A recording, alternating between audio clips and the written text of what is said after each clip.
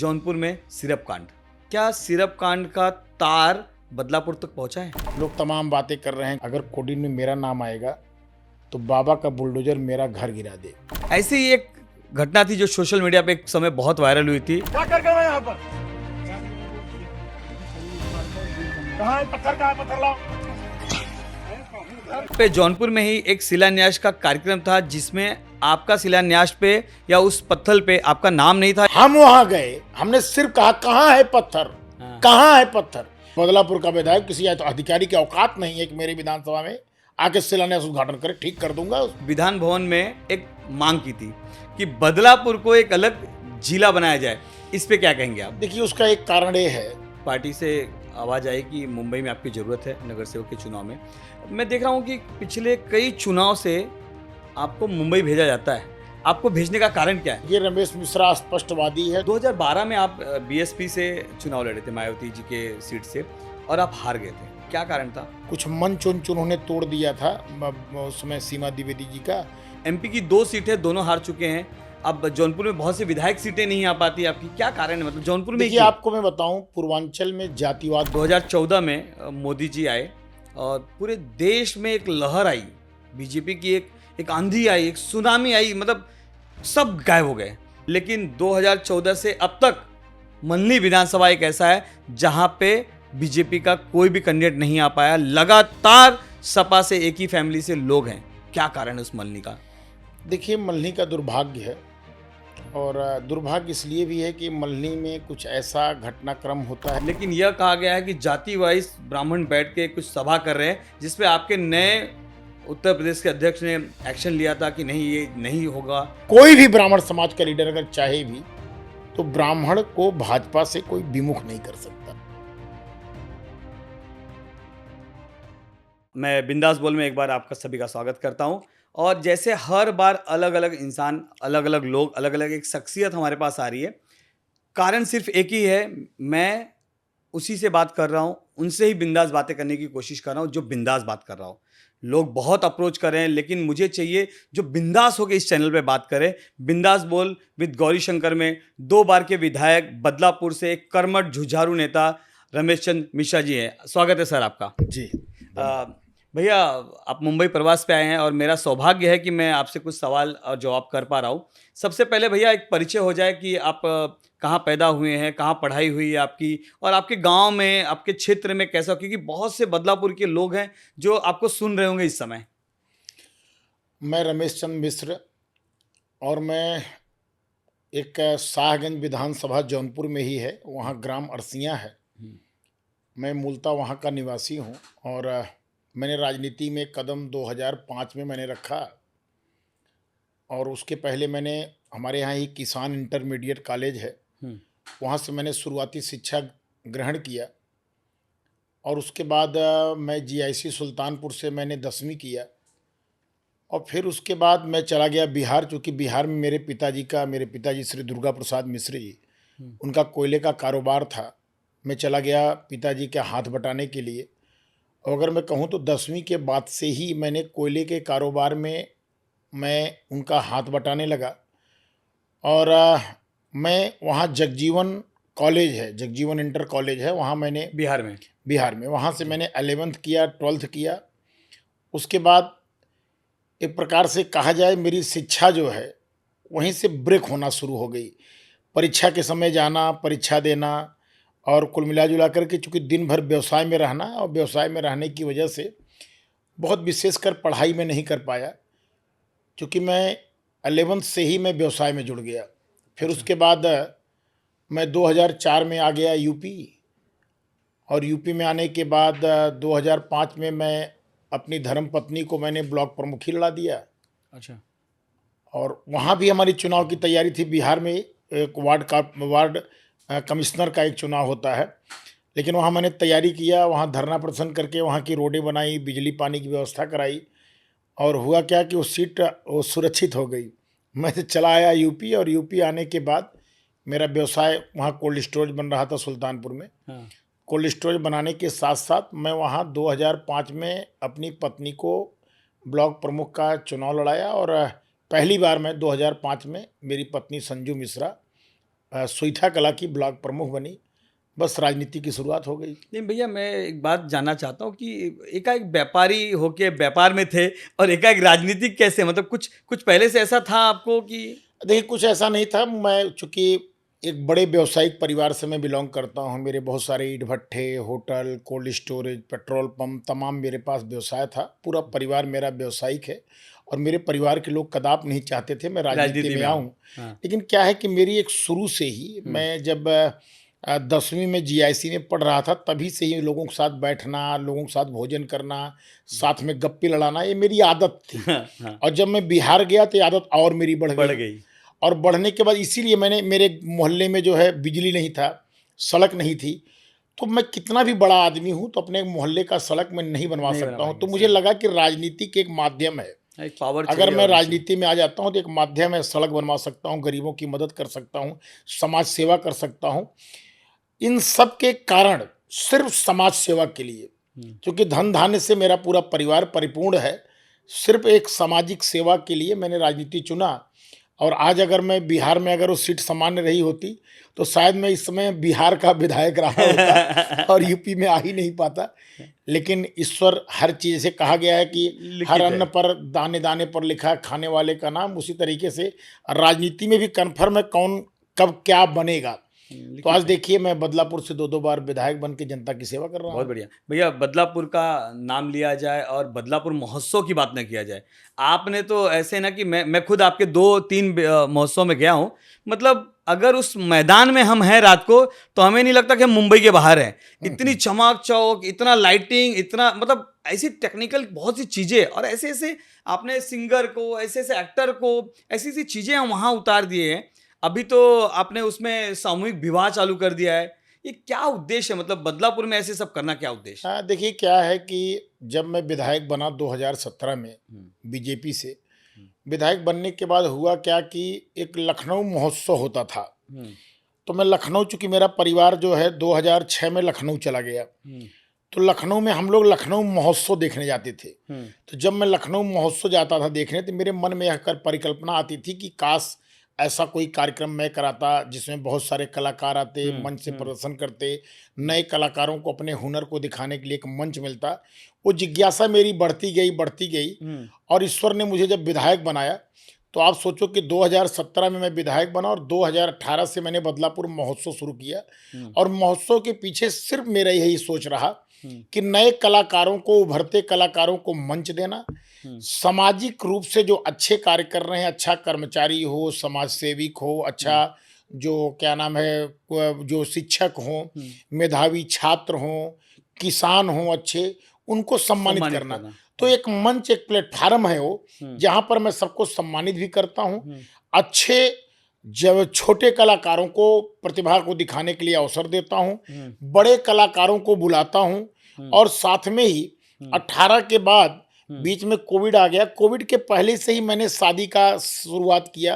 हुँ, 21 जोड़ों का मैंने विवाह कराया, फिर 51 जोड़े का विवाह कराया। हुँ, फिर हमारे उत्तर प्रदेश के यशस्वी मुख्यमंत्री माननीय योगी आदित्यनाथ जी ने हुँ, सामूहिक विवाह का सरकार से शुरू कर दिया कि सामूहिक विवाह हम कराएँगे।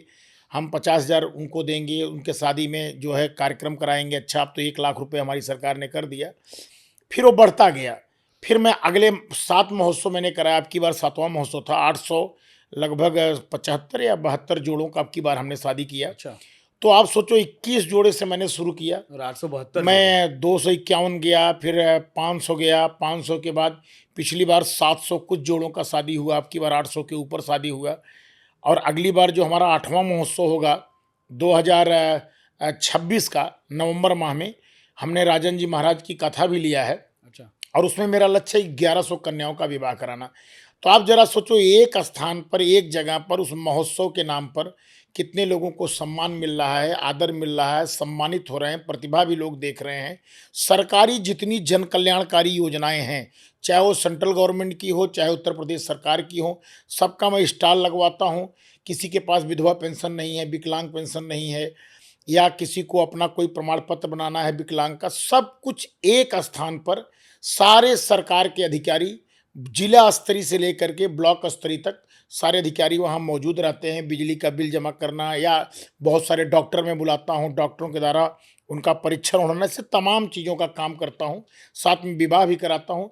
एक प्रकार से यह महोत्सव मेरा बहुत अद्भुत और अद्वितीय है और उससे मैं समझता हूँ कि हमारे बदलापुर के लोगों को भी बहुत लाभ मिल रहा है और देश और विदेश में हमारे बदलापुर का मान सम्मान प्रतिष्ठा बढ़ रही है। आज बदलापुर को आपके भारत में ही नहीं, विश्व के कई देशों में लोग जानते हैं। नहीं, सही बात बोल रहे हैं आप। मुझे पता है, मैं करीब 10-15 साल पहले अगर मैं किसी को बोलता था कि बदलापुर, तो लोगों को लगता था ये थाना वाला बदलापुर है, अंबरनाथ वाला। लेकिन अब ऐसा हो गया है कि बदलापुर बताने के बाद मुझे नहीं पता बोलना पड़ता है कि कौन-सा बदलापुर। क्योंकि इसी चीज़ को देखते हुए कि बदलापुर का एक अलग नाम है, आपने मुझे लग रहा है कि एक विधान भवन में एक माँग की थी कि बदलापुर को एक अलग जिला बनाया जाए। इस पे क्या कहेंगे आप? देखिए, उसका एक कारण ये है कि मेरा एक संकल्प है, मेरा लक्ष्य है कि 2026 दिसंबर माह के पहले-पहले बदलापुर में मैं पूर्ण रूप से संतृप्त कर दूं विकास के पायदान पर। एक विधायक की हैसियत से हुँ, देखिए, कई बार लोग विपक्षी हमारे हल्ला उड़ाते हैं, गांव की सड़क दिखाते हैं, हाँ, अरे विधायक ये बताओ, ये कह रहे हैं 26 में संतृप्त कर दूंगा और गांव की ये सड़क टूटी हुई है। हाँ। तो मैं बार बार इस बात को इसलिए जोड़ देता हूं। देखो, हमारे संविधान में कई लोगों के कई पावर हैं। जी, एक आप ग्राम प्रधान चुनते हो, जी, जिला पंचायत का पंचायत चुनते सदस्य हो। चुनते हो, प्रमुख चुनते हो, जिला पंचायत का अध्यक्ष चुनते हो, आप विधायक चुनते हो, आप सांसद चुनते हो, आप एमएलसी चुनते हो, तो तमाम पद होते हैं। जी, मैं बार-बार इस बात को कहता हूँ, फिर से आपके इस चैनल के माध्यम से कहना चाहता हूँ कि मैं एक विधायक के हैसियत से जो काम होता है, नदियों पर पुल बनाना, ना छोटे-छोटे नदी, बड़े नदी, इन पर पुल बनाना, बड़ी सड़कें बनाना, जो हमारे विधानसभा की लाइफलाइन हो, बड़ी सड़कें, यानी जो हमारे ब्लॉक को कनेक्ट करती हो, जो हमारे तहसील को कनेक्ट करती हो, जो हमारे कई गाँव को कनेक्ट करती जी। हो, ऐसी सड़कें, हुँ, हर गाँव को विद्युतीकरण, हुँ, ट्रांसफार्मर, हमारे सारे सब स्टेशन अपग्रेड हों, हुँ, हमारे जहाँ बिजली की व्यवस्था ना हो उसको बिजली व्यवस्था से पूर्ण करना, हुँ। पानी से पूर्ण करना, स्वास्थ्य से पूर्ण करना, शिक्षा से पूर्ण करना, इन सब विषयों का काम विधायक का है। हुँ। जी, और बड़ी सड़कों का काम है। वो मेरा ये लक्ष्य है कि 2026 तक मैं पूर्ण कर दूँगा। तो क्या है, कभी आपने देखा होगा हमारे यहाँ 3 नदियाँ हैं। हुँ, एक गोमती नदी है, हुँ, एक सई नदी है और बीच में एक पीली नदी है। आप ज़रा सोचो कि पीली नदी पूरी तरीके से मृत हो गई थी, समाप्त हो गई थी। 50 किलोमीटर की पीली नदी मैंने जन सहयोग से 50 किलोमीटर की नदी मैंने खुदवा डाली। हुँ, अब एक नदी को खुदवाने में अगर एस्टीमेट सरकारी बनता शायद 20 करोड़ रुपए बनते। हुँ। 20 करोड़ रुपया खर्च होता, मैंने अपने सरकार का 20 करोड़ रुपए बचा बचाया। दिए। और मोदी जी का जो अभियान था नदियों को संरक्षित करने का, मोदी जी के अभियान के साथ मैंने बदलापुर की देवतुल्य जनता को जोड़ा। आज उत्तर प्रदेश में मैं दावे के साथ कह सकता हूं, बदलापुर एक ऐसी विधानसभा है जहां एक नदी मृत हो गई थी, उस नदी को हमने जिंदा किया, बड़ी बड़ी सड़कों को बनाया, लगभग 13 पुल हमारे या तो बन गए या तो बन रहे हैं, जितने प्रमुख मार्ग थे वो बन गए। ITI, fire station, bus station, हमारे यहाँ महाराजगंज में नया अस्पताल बन गया, बदलापुर में नया अस्पताल बन गया, जितने पशु अस्पताल से जर्जर थे सब हमने नए पशु अस्पताल बनवा दिए। उसके साथ साथ जहाँ प्रमुख हमारे सब स्टेशन, बाबूगंज का सब स्टेशन हमने पास करवा दिया है, हमने 2-3 नए सब स्टेशन बनवाए। अब क्या है कि बदलापुर पूरी तरीके से संतृप्त होने के कागार पर है, जी, 26 तक संतृप्त हो जाएगा। जी, तो हम बीच में आते हैं, एक तरफ हमारे दाहिने हाथ पे मुंगराबाद शाहपुर है, एक तरफ हमारी तरफ शाहगंज है, जी, एक तरफ मल्हनी है। जी, तो मेरा ये कहना है कि जब परिसीमन होगा, परिसीमन के बाद जौनपुर जिले में 9 विधानसभा से बढ़कर के लगभग मेरा उम्मीद है 12 विधानसभा हो जाएगी। जी, और जब 12 विधानसभा हो जाएगी तो एक जिला जी, बनेगा ही बनेगा। बनेगा। तो अगर जिला बनेगा तो बदलापुर से अच्छा कौन है? हुँ, 3-3 नदियां हैं, रेलवे का यार्ड भी मैंने पास करवा रहा हूं। हुँ, मैं लगा हूं कि राजा हरपालगंज रेलवे स्टेशन पे मैं यार्ड बनवा दूं, वहां रैक लगे। हमारे पास श्री कृष्णानगर रेलवे स्टेशन है, उस पर हमने फ्लाईओवर भी बनवा दिया। लगभग फरवरी मार्च तक हमारा फ्लाईओवर भी चालू हो जाएगा। हाँ, एक पूरी तरीके से डेवलप विधानसभा, नदियों का जाल जहां हो, जहां सड़कों का जाल हो, जहां रेलवे का जाल हो, और जिसके तीनों तरफ 3 विधानसभाएं हों और बीच में बदलापुर हो, तो बदलापुर से अच्छा कोई जिला बनने योग्य नहीं है। इसलिए मैंने लक्ष्य रखा है कि पहले मैं बदलापुर को संतृप्त करूंगा सड़कों से, नदी नालों पर पुल से। उसके बाद मेरी मांग रहेगी कि अब हमारे बदलापुर को जिला जिला बनाइए, घोषित बदलापुर कीजिए। को जिला बनाइए। मुझे पूरा विश्वास है कि बदलापुर के देवतुल्य जनता के आशीर्वाद से बदलापुर जिला बनेगा ही बनेगा। भैया आप इतना काम बता दिया है और इतने कामों में काफ़ी हर जगह रिबन काटना होगा, शिलान्यास करना होगा, नारियल तोड़ना हुआ होगा। ऐसी ही एक घटना थी जो सोशल मीडिया पे एक समय बहुत वायरल हुई थी और मैंने भी देखा था वो वीडियो, जहाँ पे जौनपुर में ही एक शिलान्यास का कार्यक्रम था जिसमें आपका शिलान्यास पे या उस पत्थर पे आपका नाम नहीं था या कुछ तो था, जिसमें आप बहुत ही गुस्सा हो गए थे और फिर कम थोड़ा-सा हाथ पैर भी मारा था आपने, ऐसा वीडियो बहुत घूमा था। क्या सच्चाई क्या है? उसमें क्या था कि एक हमारे यहाँ शहीद स्थल है हुँ, और उस शहीद स्थल पर मैंने मनरेगा से काम करवाया था, उसका सौंदर्यीकरण कराया था। कांग्रेसी लोग उसको अपना स्थल मानते हैं हुँ, और कांग्रेसी लोग वहाँ पर और कांग्रेसियों ने कभी उस पर कोई काम नहीं किया। मैंने हुँ, उसका पूरा सौंदर्यीकरण कराया, वहाँ पर लाइटें लगाई। अभी मैंने नया ट्रांसफार्मर दिया है, शायद अभी हफ्ते 10 दिन के अंदर ट्रांसफार्मर भी लग जाएगा। मैंने मनरेगा से वहाँ एक गेट पास कराया। हुँ, तो हुआ क्या, जो वहाँ कांग्रेसी नेता थे, हुँ, उनको ये लगा कि विधायक जी यहाँ पे कैसे काम करा दिए, आज तक हम लोगों ने कभी कोई काम नहीं कराया, विधायक कैसे काम करा हाँ, दिया। उन्होंने क्या किया कि बीडीएम के पास गए, उन्होंने कहा कि ऐसा हो कांग्रेसियों का स्थल है और उस पर जो है रमेश चंद्र मिश्रा कैसे उद्घाटन शिलान्यास करेंगे, आप जिलाधिकारी हैं और उनकी विधानसभा में वो नहीं आता है, हाँ, वो मल्हनी में आता है, आप चलिए उसका शिलान्यास करिए। जी, उसमें दिनेश सिंह डीएम थे हुँ, और उनको उन्होंने चाहे बरगला के कहिए, चाहे उनको दूसरी विधानसभा बता करके उनको लेके आए और उन्होंने बिना समझे बिना जाने आदेश दे दिया कि उस पर हम आ रहे हैं शिलान्यास करने गेट का। जबकि मैंने पास करा था, प्रस्ताव मेरा था, मेरा लेटर पैड लगा हुआ था। हुँ, तो उन्होंने अपना पत्थर लगवा करके उसका शिलान्यास करने आए थे और मैं जब गाँव में ही एक जगह चाहकारी करने आया था, मुझे लोगों ने बताया कि विधायक जी आपने इतना बढ़िया हमारा शहीद स्थल बनवा दिया और गेट का शिलान्यास करने डीएम साहब आ रहे हैं। तो हमने कहा डीएम क्यों आएँगे? हुँ, उनका वो कैसे आएँगे? चूँकि एक हम लोग को विधायक बनने के बाद एक प्रोटोकॉल प्रोटोकॉल मिलता होता है है, यस। और उस प्रोटोकॉल में स्पष्ट लिखा हुआ है कि किसी भी सरकार, केंद्र व राज्य सरकार की जो भी योजनाओं से कार्य होगा, उसका उद्घाटन या शिलान्यास वहाँ का स्थानीय विधायक, वहाँ का सांसद करेगा, अधिकारी व्यवस्था करेंगे। हुँ, कहीं ये नहीं लिखा है कि अधिकारी उसमें अतिथि होंगे, हाँ, मुख्य अतिथि होंगे या विशिष्ट अतिथि होंगे। अब मेरे दिमाग में शंका कि ये कहाँ से उद्घाटन करने आया है? हुँ, और मुझे लोगों ने बताया कि इसके पहले कई जगहों उद्घाटन कर चुका है। हुँ, कई विधानसभाओं में जाकर उसने उद्घाटन किया, शिलान्यास किया। ये मुझे नागवार लगा। हमने कहा ये हर जगह कर सकते हैं, ये बदलापुर में संभव नहीं है कि कोई अधिकारी आकर के, हाँ, हम जनप्रतिनिधि हैं, वहाँ के 4 लाख जनता ने हमें चुना है और कोई अधिकारी आके उद्घाटन शिलान्यास करेगा? हाँ, वो चूँकि नेता बनना चाह रहा था, वो बाद में आपने चुनाव देखा लड़ना होगा चाह रहे चुनाव होंगे। की तैयारी भी हाँ, किया हाँ, हाँ, उन्होंने। हाँ, अभी भी जौनपुर आते हैं चुनाव की तैयारी को लेकर के, चुनाव की तैयारी तो कर रहे उनके हैं। दिमाग में नेतागिरी थी, हाँ, इसलिए उद्घाटन करने चले आए। हाँ, हमने उसका विरोध किया। हाँ, जब मैं वहाँ गया, तो अधिकारियों ने जब देखा मेरा रौद्र रूप, तो उनको लगा कि अरे बाप रे बाप! ये विधायक जी आ रहे हैं, इसका मतलब ज़रूर कुछ बवाल है। ये उद्घाटन शिलान्यास उनको करना था, लेकिन हम लोग गलती से डीएम को बुला लिए हैं। तो उन लोगों ने उस पत्थर को गद्दे के नीचे डाल दिया। हाँ, हम वहाँ गए, हमने सिर्फ़ कहा कहाँ है पत्थर? हाँ, कहाँ है पत्थर? मैं सिर्फ़ पत्थर देखना चाह रहा था कि पत्थर और में बहुत नाम गुस्से में किसका थे है आप। और मैं पत्थर की हाँ, फ़ोटो खींचता और मैं योगी बाबा को, अपने महाराज जी को दिखाना चाह रहा था, देखिए, हाँ, हमारा जो काम है वो अधिकारी कर रहे हैं। हाँ, मैं यही दिखाना चाह रहा था, मैं पत्थर ढूँढ रहा था, हाँ, तो किसी बच्चे ने वहाँ इशारा किया हाँ, कि वो गद्दे के नीचे पत्थर इन्होंने चुराया है। हाँ, तो मैं वही गद्दे को लात से मारा हाँ, और गद्दा थोड़ा उड़ गया। हाँ, तो वहाँ पत्थर मिल गया, पत्थर में दिनेश सिंह डीएम का नाम था, मेरा हाँ, कहीं नाम नहीं था। हाँ, तो वहाँ पर चूँकि कांग्रेसियों का जमावड़ा लगा था, उन लोगों को नागवार गुजरा हाँ, कि ये कैसे आ गए, कैसे इन्होंने पत्थर देख हाँ, लिया, कैसे ये कर दिया। हाँ, उसको उन्होंने बहुत वायरल किया, बहुत ज़्यादा वायरल बहुत हुआ। ज़्यादा वायरल किया, लेकिन जनता हमारी सब जानती है। हुँ, बाद में लोगों ने जाना कि नहीं, ये लोग कांग्रेसियों की चाल थी हुँ, और कांग्रेसी अपने चाल में हमें फँसाना चाह रहे थे। बाद में सब कुछ सामान्य हो गया और कांग्रेसी जैसे औंधों में हमेशा गिरते हैं, वैसे वहाँ भी औंधे मुँह गिर के खत्म हो गए। जी, जी।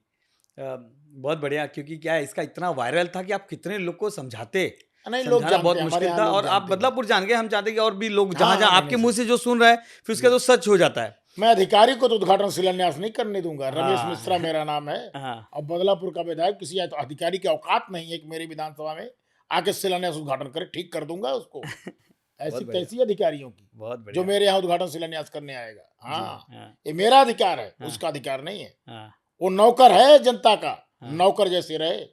हाँ, ये जान ली, इसमें कोई वो समझौता नहीं साहब। जी। अच्छा भैया आपने अभी एक भविष्यवाणी की थी।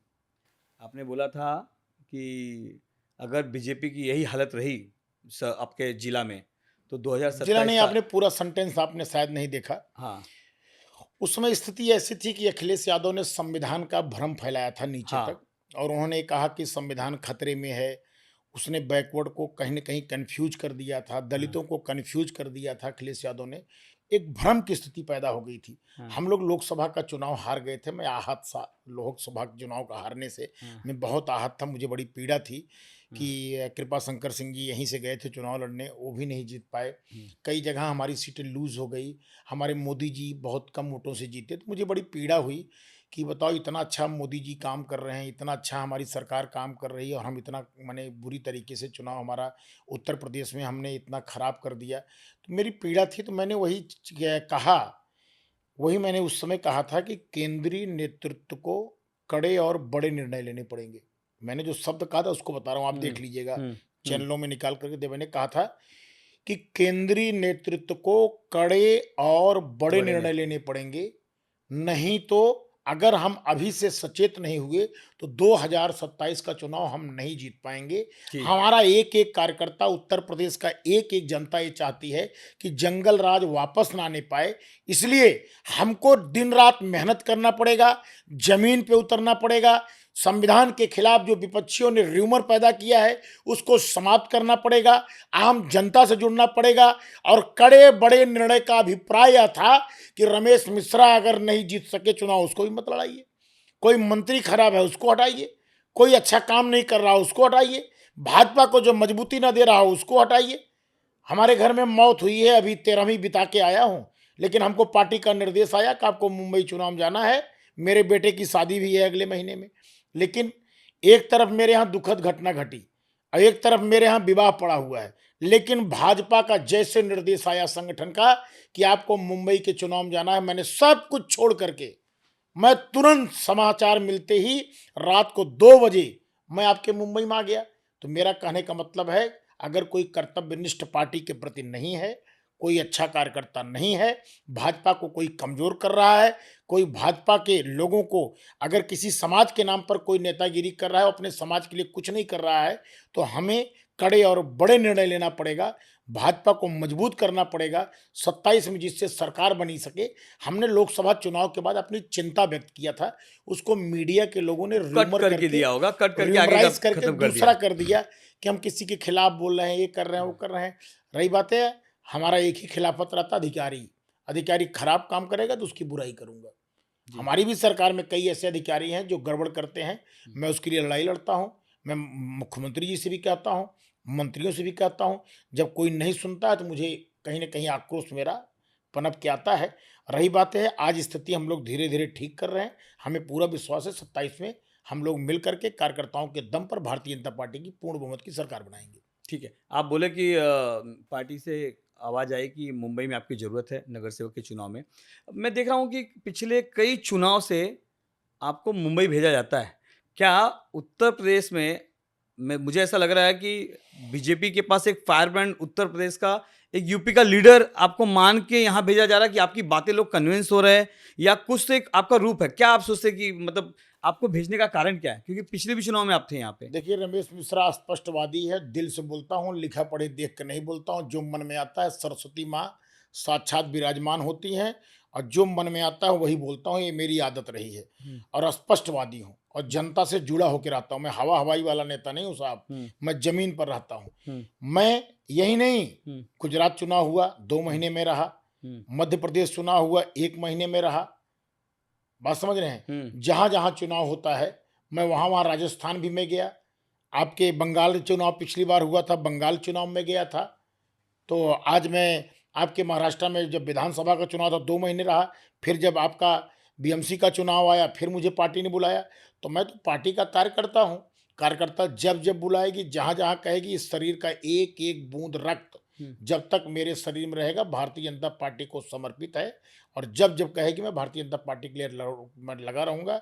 ये मेरा सोच है और एक कार्यकर्ता की भांति काम करता रहूँगा। और पार्टी मुझे समझती है कि एक अच्छा कार्यकर्ता है, इसलिए मुझे और दौड़ाती है, इसलिए और कहती है जाओ और प्रचार नहीं करो। ये तो मेरे आपका लिए सौभाग्य की बात है। नहीं, आपका जोश तो मैंने देखा है। मैंने क्या, आपका जोश बदलापुर ही नहीं, जौनपुर ही नहीं, पूरा देश देखा। जब आप 14,000 फुट से आप एक जंप लेते हैं और वहां पे लिखते हैं डर के आगे जीत है। कुछ बताएंगे आपने जो पाम जुमेरा में दुबई में आपने जो जंप लिया था? वो ऐसा था कि हमारे 4-5 मित्र विधायक थे हाँ। और यहीं मुंबई हम लोग आए थे किसी कार्यक्रम में। हम्म। तो मुंबई कार्यक्रम में आए थे तो हमको ऊंचाई से बहुत डर लगता था। हम किसी होटल में ठहरे थे, मुझे याद भी नहीं है। हाँ। वो होटल बहुत ऊंचे महले पे, हमको लग रहा है कि हम 25-30 तल्ले पे वो खुद ठहरे थे। हाँ। तो उसके विंडो से झांक रहा था, मुझे डर लग रहा था। अरे मैं कहा बहुत डर लग रहा है। तो मेरे दोस्तों ने मेरा मजाक उड़ाया, मेरे विधायक दोस्तों ने। उन्होंने कहा कि तुम यार डरते हो। हम कहे कि यार नहीं मैं डरता हूँ। बात बात में हुआ चलो दुबई, वहाँ तुमको जहाज से कूद जाओगे। हम कहे एकदम कूद जाऊंगा। अब बात बात में हो गई, उन लोगों ने मेरा टिकट करा दिया दुबई का। पता लगा रात में 2 बजे या कितनी बजे फ्लाइट थी, हम लोग दुबई पहुंच गए। हाँ। और दुबई पहुंचने के बाद हम लोग 6-7 लोग गए थे। और दुबई जाने के बाद वो जो है वो टिकट भी बुक हो गया। हम्म। क्या नाम है वहाँ पे वहाँ करने का, पैराडाइज। Sky driving. हाँ, स्काई तो ड्राइविंग। उसके बाद स्काई ड्राइविंग करने का वो भी जारी हो गया। और उसके बाद कई लोग तो डर के मारे उसका वीडियो वीडियो देख के भाग गए। अब मैं फंस गया। हमने चैलेंज किया था, हमारे नाम पे सारे लोग गए थे। हाँ। तो बस हमने राम जी का नाम लेकर के, और सबसे पहले मैं ही फंसा। हम लोग वो चार्टर प्लेन में बैठे तो हाँ। सबसे आगे मैं ही बैठा हाँ। और सबसे पहले कूदा भी मैं ही कूदा। हाँ। बाकी कई लोग तो नहीं गए, एक दो हाँ। लोग गए हमारे साथ, बाकी लोग डर गए थे। तो हम गए तो मैं जो है हाँ। ऊपर से जब मैं उछाल मारा, हाँ। तो मैं समझता हूँ कि मेरे जीवन का सबसे अद्वितीय क्षण था। जब मैं वो एक प्रकार से जीरो ग्रेविटी कहिए, जब मैं हमको लग रहा 18,000 फीट से जब मैं कूदा हाँ। पूरा, जबकि दुबई में गर्म रहता है लेकिन ऊपर ठंडा, और जैसे पानी में मैं तैर रहा हूँ, वो अनुभूति, वो आनंद, वो शायद कभी नहीं मिलेगी। बहुत गजब का आनंद था।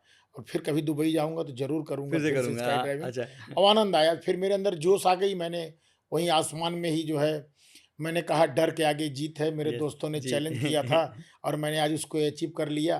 तो बड़ा वायरल हुआ, कई समाचार में, काफी कभी काफी वायरल चैनलों हुआ। ने उसको जी। चलाया।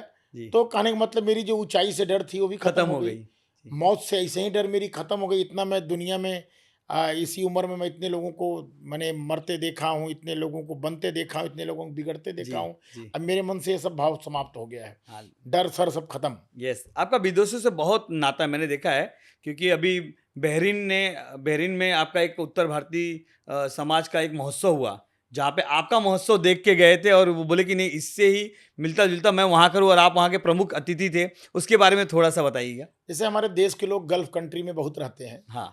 और हुआ क्या कि मेरे पास बहरीन से फ़ोन आया। हम्म। हमने सोचा कोई मेरा फिरकी ले रहा है, मज़ा ले रहा है। हाँ। उसने कहा कि हम लोग महोत्सव करा रहे हैं, आपको चीफ गेस्ट बनाना चाहते हैं। हम कहा यार क्या मज़ा कर रहे हो। मैंने फ़ोन काट दिया, फिर फ़ोन आया, हमने फिर काट दिया। फिर हमारे यूपी से किसी ने फ़ोन किया, अरे विधायक जी आप फ़ोन बार बार काट रहे हो, वो लोग बहरीन से फ़ोन कर रहे हैं, आपको चीफ गेस्ट बनाना चाहते हैं। हम कहा यार मेरे को क्यों चीफ गेस्ट बनाएंगे, मैं क्या हूँ, हाँ। मैं तो एक अदना सा छोटा सा 403 में एक विधायक हूँ। हाँ। कहने नहीं, वो आपको बनाना चाहते हैं। हमने कहा ठीक है मैं बात करता हूँ। फिर फ़ोन आया, मैंने बात किया। हमने पूछा आप मुझे क्यों बना रहे हो। कहना आपका महोत्सव में 2018 से देखता हूँ, बहुत अच्छा महोत्सव आप कराते हो, हाँ। और हम चाह रहे हैं कि महोत्सव की हम बहरीन में शुरुआत कर रहे हैं, हम्म। और हम चाहते हैं कि आप उस महोत्सव के चीफ गेस्ट बनो, पहला महोत्सव आपके द्वारा शुभारंभ हो। हम्म। हमने कहा ठीक है कोई बात नहीं। तो जब हमको ये हो गया कि नहीं सही लोग करा रहे हैं, तो फिर मुझे उन लोगों ने बुलाया बाकायदे, हम्म। बहुत स्वागत सम्मान किया।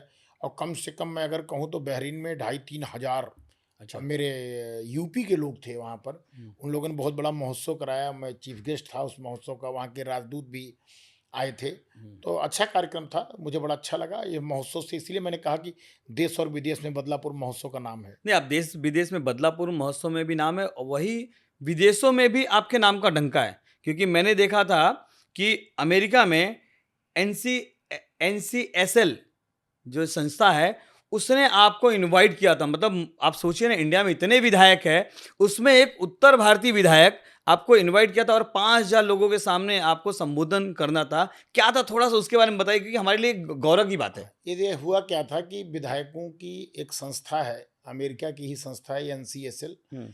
उस संस्था जो है वो हर साल विधायकों का कॉन्फ्रेंस कराती है, पूरे वर्ल्ड के जितने जी। एमएलए और एमएलसी हैं सबका एक कॉन्फ्रेंस कराती है। हम्म। तो उसमें लोग एक दूसरे से सीखते हैं, वहाँ की कार्य पद्धति सीखते हैं हम्म। कि लंदन में कैसे होता है, अमेरिका में कैसे होता है, वेस्ट हम्म। इंडीज में कैसे काम होता है, हम्म। ऑस्ट्रेलिया में कैसे काम होता है, न्यूजीलैंड में कैसे काम होता है। हम्म। तो वहाँ सबका संवाद कराया जाता है। हम्म। तो उसी में कॉन्फ्रेंस में जब पहली बार एक कॉन्फ्रेंस हमारे राहुल करात जी आपके पुणे के ही हैं, वो यहाँ के एनसीएसएल के हमारे प्रेसिडेंट हैं इंडिया के। तो उन्होंने सबसे पहले पूना में कराया था, यहाँ आपके मुंबई में कराया था जी। अभी पूना में भी कराने वाले हैं 20-21 को। उन्होंने ही अमेरिका वालों से संपर्क करके उन्होंने कराया, हम लोग को लेके गए थे। तो यूपी से 3 विधायक गए थे, उसमें मुझे भी जाने का अवसर मिला था। जी।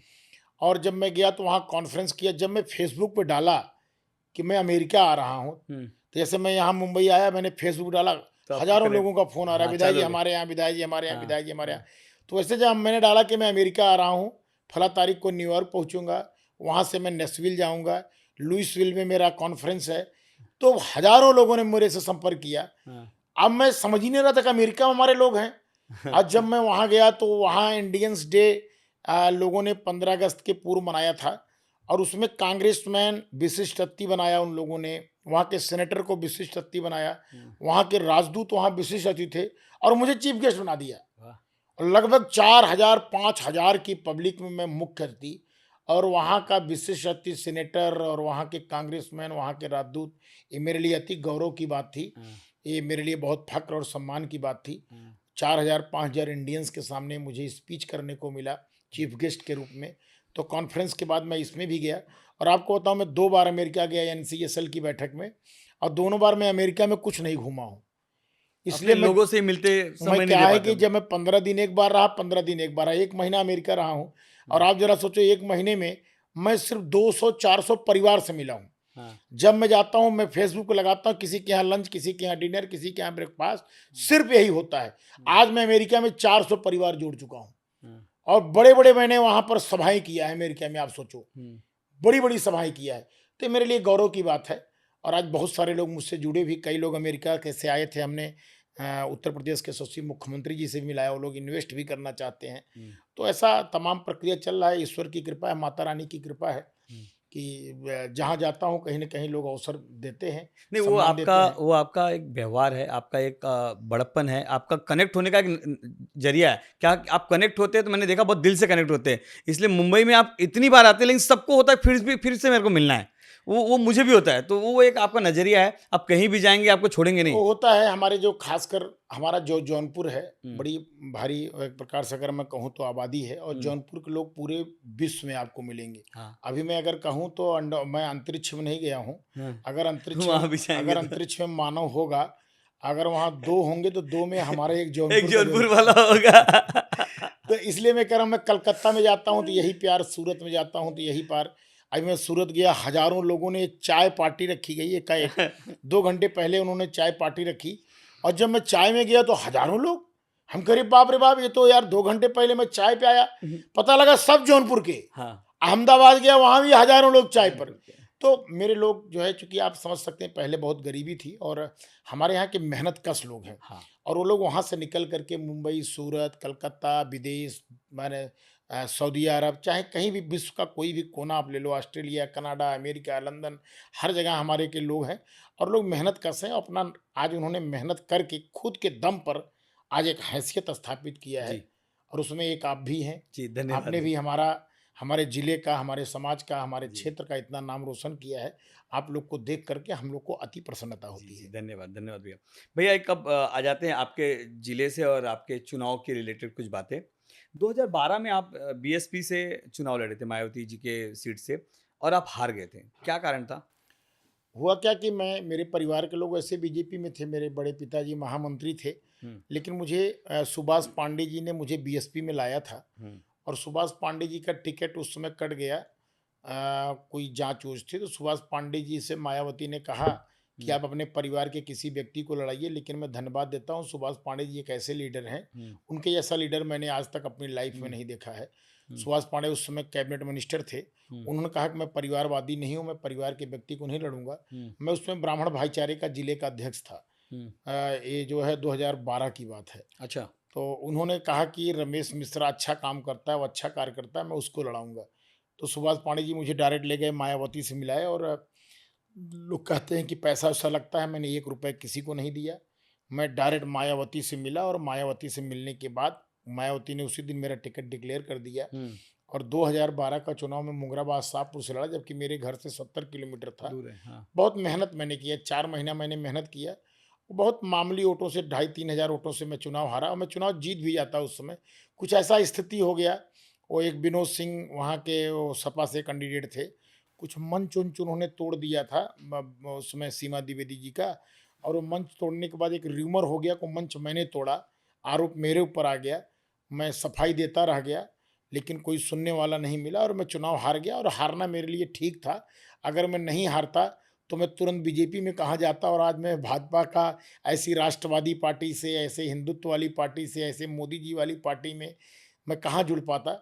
और वही बीएसपी से चुनाव हारने के बाद तत्काल मैं बीजेपी में ज्वाइन हो गया, और बीजेपी में ज्वाइन होने के बाद मैं शाहगंज से टिकट मांग रहा था, लेकिन पार्टी ने मुझे बदलापुर से लड़ाना चाहा।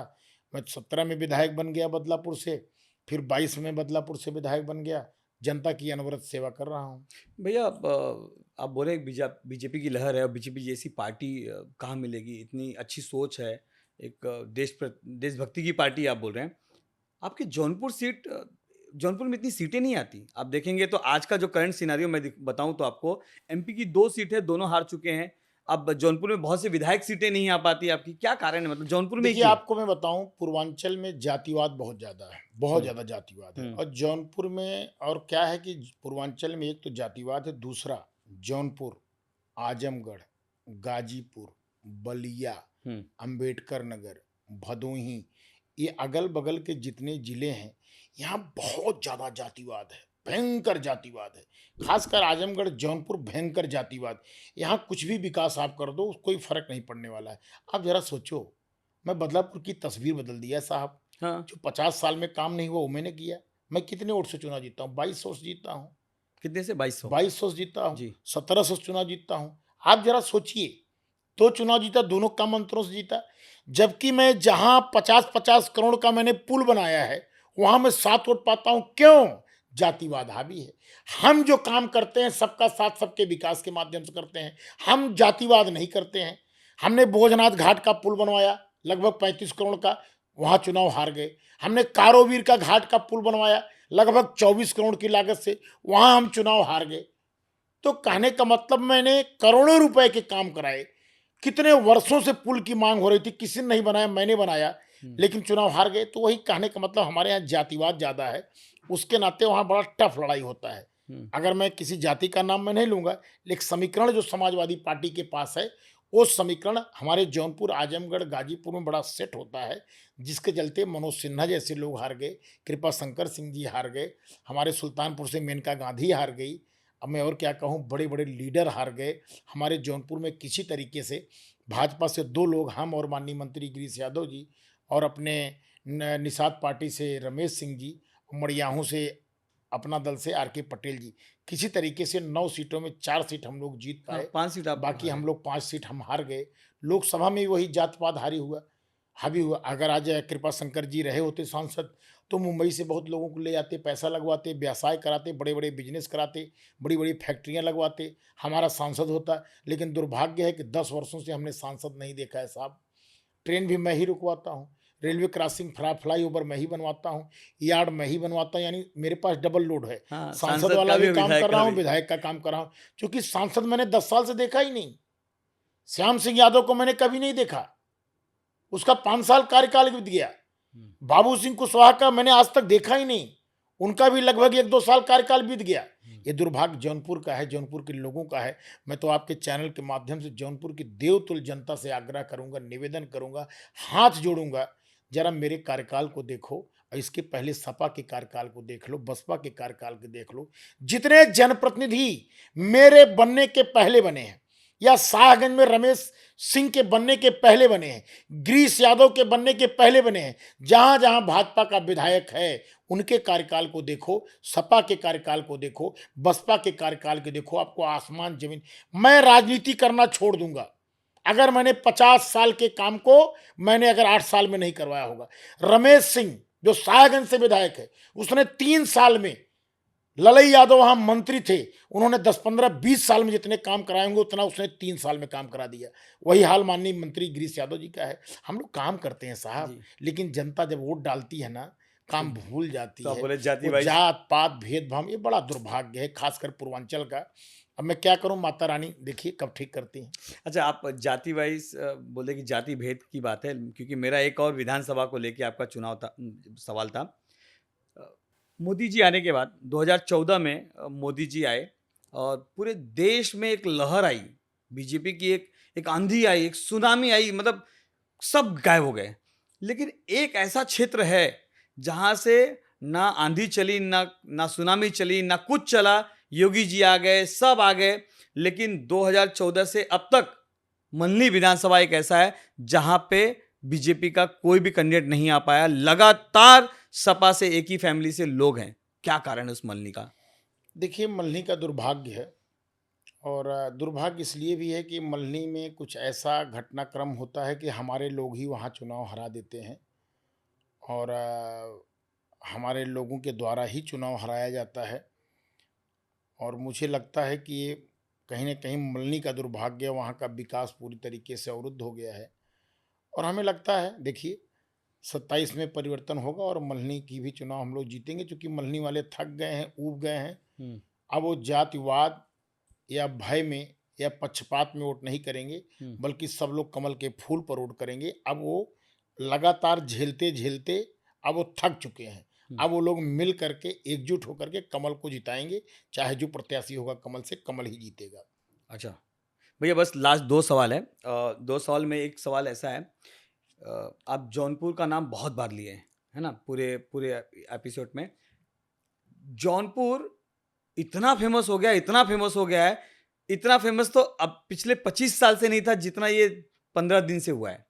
जौनपुर में सिरप कांड, आपको ही पता है सिरप कांड क्या चल रहा है। आप जौनपुर से आ रहे हैं, हम लोग बाहर से सुन रहे हैं, लेकिन रियलिटी क्या है सिरप कांड के बारे में मैं जानना चाहता हूं। और इसके साथ साथ ये भी पूछूंगा मैं, क्या सिरप कांड का तार बदलापुर तक पहुंचा है? देखिए सबसे बड़ी बात क्या है, जौनपुर आप जानते हैं गंगा जमुनी तहजीब का जिला है, माँ शीतला माई का धाम है, जी। ऋषि जमदग्नि का आश्रम है, भगवान परशुराम की धरती है। जी।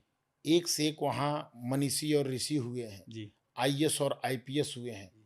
बुद्धिमानों का अगर कहूँ तो बौद्धिक क्षमताओं वालों का खजाना है जौनपुर। हाँ। लेकिन दुर्भाग्य है, लालजी सिंह जैसे लोग भी हमारे यहाँ हुए हैं जिन्होंने डीएनए की खोज किया। लेकिन दुर्भाग्य है कुछ दिनों से जब मैं कोडीन पर चर्चा सुनता हूँ जौनपुर का, तो कहीं न कहीं एक जौनपुर के वोटर के नाते मैं आहत होता हूँ कि लोग पैसा के लिए इतना स्तर गिरा देंगे, गाड़ियों के लिए, पैसे के लिए। ठीक है, ज़मीन कब्जा करो चलेगा, कुछ भी करो चलो, रोड में ठेकेदारी करो, कम बेसी करो चलेगा। लेकिन बच्चों के साथ पैसे के लालच में गलत नहीं करना चाहिए। ठेकेदार बिजनेसमैन होता है, वो थोड़ा बहुत ऊंच नीच कर देगा, सड़क टूट जाएगी फिर बन जाएगी, सड़क टूट जाएगी फिर फिर बन बन जाएगी। जाएगी। लेकिन कोई बच्चा उसको जहरीला सिरप पिला करके उसके जीवन को समाप्त कर देना, मैं समझता हूँ बहुत बड़ा पाप है। जी। और इसमें जितने लोग संलिप्त हैं, जिनका नाम आ रहा है वो भी, जिनका नाम नहीं आ रहा है वो भी, मैं समझता हूँ ईश्वर उनको सजा देगा। सरकार क्या करेगी मैं उस पर डिस्कशन नहीं करूँगा, सरकार जाने क्या करेगी। जी। कोर्ट में मामला चल रहा है, उसको कोर्ट और सरकार जाने। जी। लोग तमाम बातें कर रहे हैं कि सरकार कुछ नहीं कर रही, ये कर रही, क्या कर रही मैं उस पर चर्चा ही नहीं करूँगा, सरकार करे या ना करे। जी। लेकिन मुझे, मैं ईश्वरवादी आदमी हूँ, माता रानी का भक्त हूँ, मुझे पूरा विश्वास है ईश्वर उनको सजा देगा। आप द्वारका माई के भक्त हैं, आप जी। देखिएगा। जी। जी। माँ के ऊपर भरोसा रखिए। होगा। जिन्होंने जौनपुर का नाम खराब किया है, जौनपुर को बदनाम किया है, कोडीन जिन्होंने बच्चों को पिलाया है, जहाँ जहाँ शराबबंदी है वहाँ नशे के रूप में कोडीन का प्रयोग किया गया है, मुझे पूरा विश्वास है सजा मिलेगी, माई सजा देगी, भोलेनाथ सजा देंगे।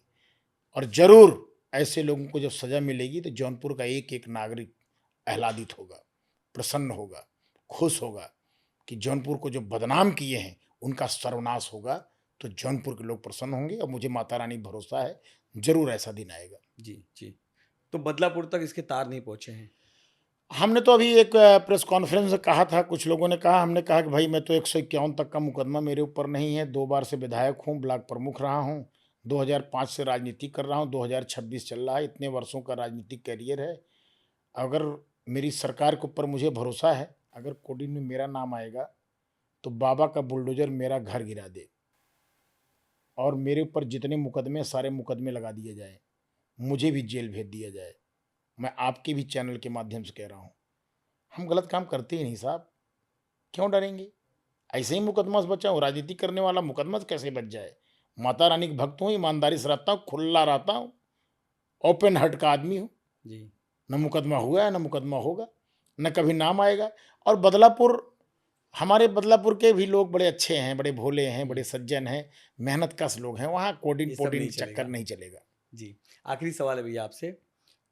अभी-अभी एक ब्राह्मण कम्युनिटी आपकी कम्युनिटी एक एक मीटिंग होती है जहाँ पे ब्राह्मण विधायक एक साथ बैठ के कुछ बातें करते होंगे, कुछ होगी अंदर की बातें नहीं पता।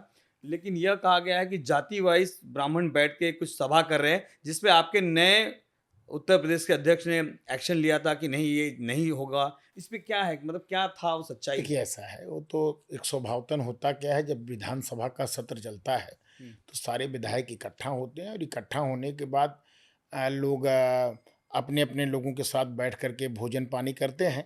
उसी तरीके से हम लोगों ने भोजन-पानी किया, ऐसी कोई बात नहीं थी, वहाँ सार्थक चर्चा हुई, एसआईआर पर चर्चा हुई और ब्राह्मण समाज मतलब अपने बीजेपी के साथ कैसे जुड़ा रहे, उसके पर चर्चा हुई। चूँकि आप जानते हैं ब्राह्मण समाज आज की डेट में 100% पूरे देश में भारतीय जनता पार्टी को मतदान करता है जी, और रमेश मिश्रा अगर चाहे भी या कोई भी ब्राह्मण समाज का लीडर अगर चाहे भी, तो ब्राह्मण को भाजपा से कोई विमुख नहीं कर सकता। जी, भाजपा का ब्राह्मण है, था और रहेगा। रहेगा। बस उसमें कुछ लोगों ने, मीडिया ने उसको इतना ज़्यादा, कुछ होता भी नहीं, कहीं कोई बात, हमारे अध्यक्ष जी बेचारे नए-नए आए हैं, भोले अध्यक्ष हैं, बहुत अच्छे हमारे अध्यक्ष हैं। अब क्या है कि वो नए-नए अध्यक्ष आए थे और उसी समय यह हो गया और मीडिया ने बहुत ज़्यादा इसको वायरल बहुत किया। ज़्यादा वायरल किया है। बैठकें सबकी हुई, लेकिन हमारी बैठकों को वायरल ज़्यादा कर दिया गया। तो कहीं न कहीं प्रदेश अध्यक्ष का एक दायित्व होता है कि कोई फिर से कोई बवाल ना हो, कोई और किसी समाज का बैठक न करे, क्योंकि भाजपा सबका साथ, सबके विकास की बात करती है। यह दल राष्ट्रवादी विचारधारा का दल है, जातिवादी दल नहीं है, वो समाजवादी पार्टी है।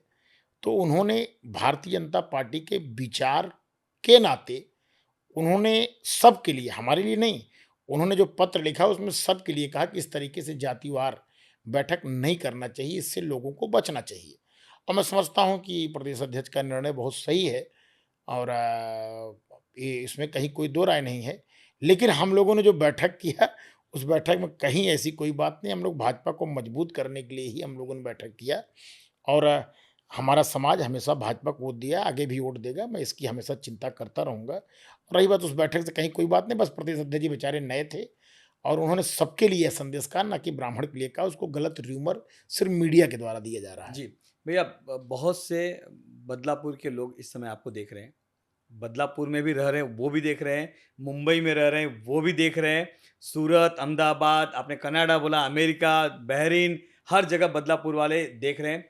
बदलापुर के युवक जो युवा हैं, उनको क्या मैसेज देना चाहेंगे? क्योंकि आपने जो सपना लाया है कि बदलापुर को एक अलग अलग बनाएँगे, जिले में उत्तर प्रदेश में बदलापुर की एक अलग पहचान होगी। तो कहीं न कहीं इसकी शुरुआत करने के लिए युवा को आपको जगाना होगा। तो एक युवाओं को क्या संदेश देना चाहेंगे? मैं युवाओं से यही कहना चाहूँगा कि आज आपका उत्तर प्रदेश बदल गया है, उत्तम प्रदेश हो गया है। उत्तर प्रदेश की चर्चा पूरे विश्व में हो रही है और उत्तर प्रदेश की सड़कें, बिजली, पानी, शिक्षा, सारी व्यवस्थाएँ अच्छी हो गई। हमारे यहाँ उद्योग, कल-कारखाने भी लग रहे हैं और मैं समझता हूँ कि हमारे किसी भी युवा को दर-दर भटकने की आवश्यकता नहीं है। अगर वो बहुत निचले पायदान पर है, बहुत गरीब है, तो उसको बहुत दूर जा कर के कहीं बहुत छोटा काम करने की आवश्यकता नहीं है। आप अपने ज़िले में ही रह कर के, अपने गाँव में ही रह कर के, बदलापुर में ही रह कर के, आप बिजली की व्यवस्था पर्याप्त है, आप छोटा-मोटा कारोबार कर सकते हैं। हमारी सरकार सब्सिडी भी दे रही है। पर्यटन विभाग में अब तो कोई ढाबा भी खोल दे तो 30% 25% सब्सिडी हम दे रहे हैं। वाटर जो होता है वाटर पार्क, वाटर उसमें प्लांट। भी हम लोग 30-30 40-40% दे रहे हैं। इथेनॉल की कोई फैक्ट्री खोल ले 50% सब्सिडी दे रहे हैं। छोटे छोटे कारोबार में भी कोई समूह के द्वारा अगरबत्ती का काम या किसी अचार मसाला का भी काम कर रहा है, उसमें भी हम सब्सिडी दे रहे हैं, पैसा भी दे रहे हैं। पीएम श्री विश्वकर्मा योजना, तमाम योजना हम लोगों ने चलाया है, उसमें भी हम लोन दे रहे हैं, कम पैसे पर लोन दे रहे हैं, कई जगह फ्री हम लोग लोन दे रहे हैं। तो हमारी सरकार, मोदी जी और योगी जी लगातार प्रयासरत हैं कि बेरोजगारों को रोजगार मिले, काम मिले। बिजली पानी की व्यवस्था सही हो गई, सड़कें उत्तर प्रदेश की अच्छी हो गई। आइए अपने उत्तर प्रदेश को और आगे बढ़ाइए। उत्तर प्रदेश में एक रोजगार करिए, व्यवसाय करिए।